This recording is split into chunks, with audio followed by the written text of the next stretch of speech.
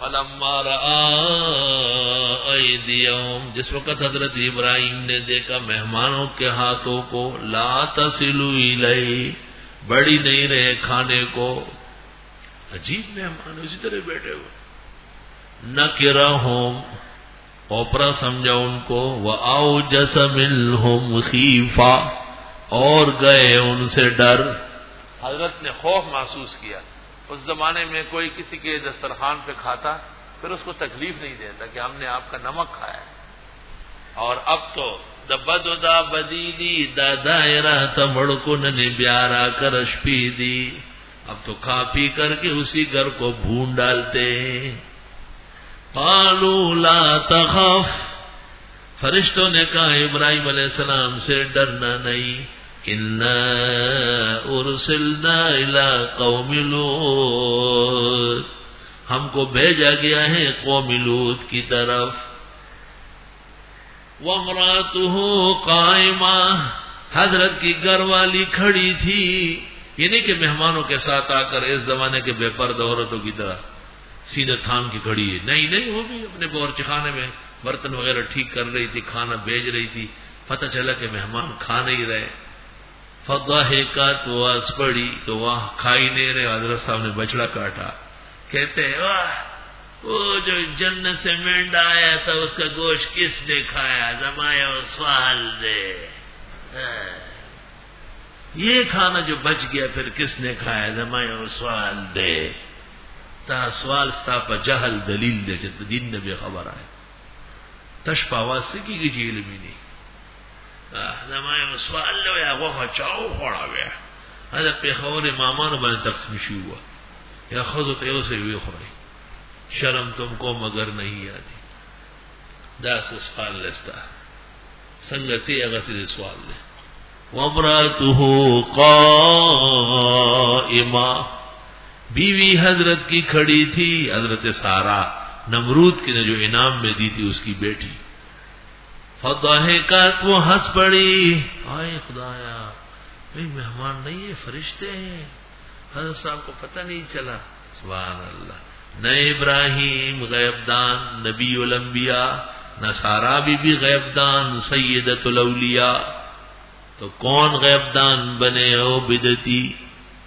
فبشرناہا باسحاق، ہم نے خوشخبری دی بی کو لڑکے اسحاق کی، ومن وراء اسحاق یعقوب، اور اسحاق کے بعد اس کا بیٹا بھی ہوگا یعقوب، بیٹا بھی اور پوتا بھی، پوری نسل چلے گی۔ قالت، مائی سارا بولی، یا ویلتا، اے افسوس، آلدو، اب میں بچے دوں گی، وانا عجوز، میں بوڑھیا ہو چکی ہوں، وہذا بالی شیخا، اور میرے خاون بھی بوڑھے ہو چکے ہیں۔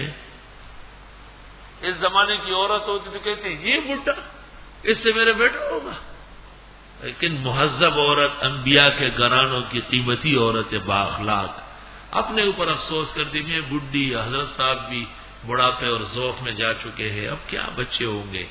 ان ھذا لشیء عجیب، یہ تو بہت عجیب بات ہوگی، بال سفید، دانت اکڑے ہوئے، کمر جھکی ہوئی، اب ہماری گود میں ننھا منا ہوگا۔ ہمارے ایک بزرگ تھے، بالکل بزرگی کے عالم میں بیٹھا ہوا، اس کا لڑکا تھا، وہ پڑھ رہا تھا مدرسے میں، تو باپ کئی دن کہہ رہا ہے یار دادا دا کرنا اس پر نہ کہی خواہ، باپ کو کہہ رہا ہے کہ یہ کام اب اچھا نہیں لگتا، اس نے کہا بس خدا نے دے دیا، میں کیا کروں، اور بابا نکاح سے پیدا ہے، نکاح سے پیدا فخر شکر ہے، الحمدللہ۔ ان ھذا لشیء عجیب، بے شک یہ بڑی عجیب بات ہے۔ قالوا، فرشتوں نے کہا تعجبین من امر اللہ، کیا آپ تعجب کر دیے فیصلہ خدا پر، خدا کا فیصلہ بھی آپ کیا تعجب کر رہی، ہم تو سنانے آئے، دیکھ ہوتا ہے نہیں۔ رحمت اللہ وبرکاتہ علیک اہل البیت، رحمت اللہ کی، اس کی برکتیں تم پر ہے ابراہیم علیہ السلام کے گھرانے، کما صلیت علی ابراہیم کما بارکت علی، انہ حمید مجید، بے شک وہ خوب خوبیوں والے اور عظمت والے ہیں۔ فلما ذهب ابراہیم الروع، جس وقت جاتا رہا ابراہیم علیہ السلام سے ڈر، پہلے تو ڈر گئے تھے شاید دشمن کھانا نہیں کھا رہے، حملہ کر رہے ہیں کیا. وجاءته البشرى، اور آ گئی ان کو خوشخبری. یجادلنا فی قوم لوط، بحث کرنے لگے ہمارے ساتھ قوم لوط کے بارے میں. اللہ تعالیٰ کے فرشتوں سے کہا وہاں تو لوط علیہ السلام ہے، وہ تبلیغ جاری ہے، کام ہو رہا ہے، وہ لوگ گناہ سے توبہ کر لیں گے. ان ابراہیم الحلیم الاواہ منیب، بے شک ابراہیم علیہ السلام بڑے بردبار، بڑے رحم والے اور بہت دل والے تھے. اواہ، آہ آہ آہ فریاد کرتے تھے. خنجر چلے کسی پہ تڑپتے ہیں ہم امیر، سارے جہاں کا درد ہمارے جگر میں. اس درد اور غم کی وجہ سے قوم لوط کے بچانے کے فکر میں لگ گئے. یا ابراہیم اعرض عن ھذا، اے ابراہیم چھوڑے ان باتوں کو. انہ قد جاء امر ربک، بے شک آ ہی چکا ہے فیصلہ تیرے رب کا، یعنی فیصلہ ہو چکا ہے. وانہم آتیہم، بے شک ان لوگوں پر آنے والا ہے عذاب غیر مردود، عذاب جو واپس نہیں ہو سکے گا. وَلَمَّا جَاءَتْ رُسُلُنَا لُوطًا سِيءَ بِهِمْ وَضَاقَ بِهِمْ ذَرْعًا، اس کے بعد فرشتے ابراہیم علیہ السلام سے اٹھے، لوط علیہ السلام کے پاس گئے.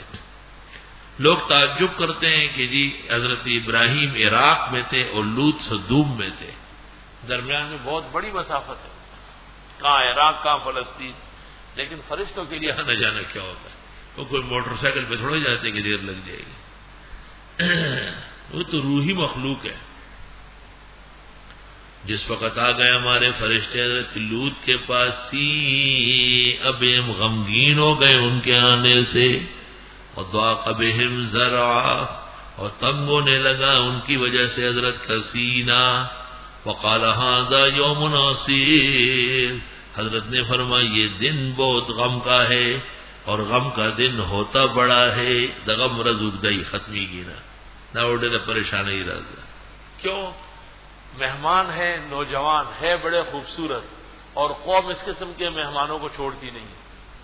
تو میزبان کے سامنے مہمانوں کی آبروریزی ہو، اس سے زیادہ تکلیف کیا ہوگی.